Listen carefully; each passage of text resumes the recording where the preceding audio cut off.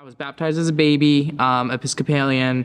My parents didn't really bring me to church until I was about 7, and I actually grew up at Bethany until I was about 13, and for that time I really felt like I wasn't worthy of being saved, like I had to be perfect, and no matter what I did, I wasn't ever going to reach it. I had questions, I had doubts, and nobody gave me the answers I wanted, that I wanted to hear. They gave me answers. I didn't want to hear them. I thought I knew it all. What 13-year-old doesn't? So when I was about 13, I left the church. I really became a hardcore atheist. And I really got into all the teenage stuff, living the way that, the secular world does, having those views, those actions. And it didn't really do it for me. I didn't enjoy it. I didn't feel like there was any purpose to anything. I was gonna die, and that's it. That's all you got.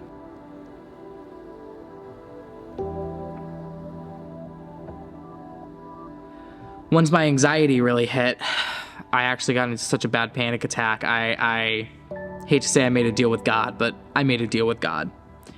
Lord, calm me down and I will worship you for the rest of my days. And that's why I'm here. Because he is faithful. He did calm me down. I am alive. So that was when I was about 18 or 19. And for the next couple of years, I was really trying to find the right church, find the right community. And I church hop a lot. I spent some time in non-denominationals, Catholic, Baptist, the whole 9 yards. I think when COVID hit, that gave me a lot of time to really reflect on my current beliefs, because I was in the Catholic Church. It was a works-based gospel, and they were telling me all these things that were extra biblical, go to Mary for all your problems, call in St. Anthony to find your lost keys, all of that. And then COVID hit, and it gave me a lot of time to really think about it, really think about what is the basis of Christianity? What did we do before the Bible was compiled? And we came together on Sunday and we talked about Jesus. And that's what we do here at New Day, is we talk about Jesus and how we can live for him in our lives every day.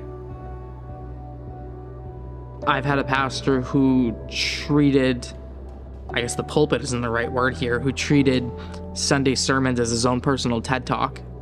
He would talk about how he thinks things should be done. But that's not what it is. It's about what Jesus wants it to be done. One thing I always did before trying new churches was checking out their YouTube channel and watching a sermon or two.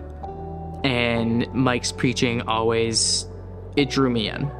It was one of the key elements to me choosing New Day. His explaining things and with such a passion in his voice, he's not there because he wants to be on a stage and he wants people to look at him. He's there because he wants people to know Jesus. It's such good, refreshing preaching. Biblically based. It's not his personal thoughts. It's not a works-based gospel. It's not prosperity gospel. It's Jesus' gospel. And that's what I love. It's not all about Sunday. Just like Pastor Mike says, Sunday's only half of the equation. Small groups is the other half. New Day has definitely helped me with a community of other believers. I signed up for a Bible study. My wife has met many women here she enjoys being around. I have a lot of men here who just help keep me on the right path, and I can do the same for them. I can text them and say, hey, I have this issue, or hey, I have a question, and they text me back. I've always had anxiety. Prayer helps me so much with it. It really does. I know God's always there. I know he's faithful.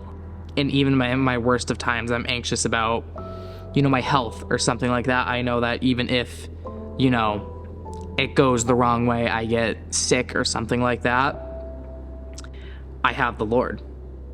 If I recover, great. Thank you, Lord. Thank you for that. If I don't, I go to the Lord. Either way, I hate to say it's a win-win, but it's a win-win. Either the Lord blesses me or I go to live with the Lord. I still have my anxiety, but it's not nearly as bad, and the Lord is faithful.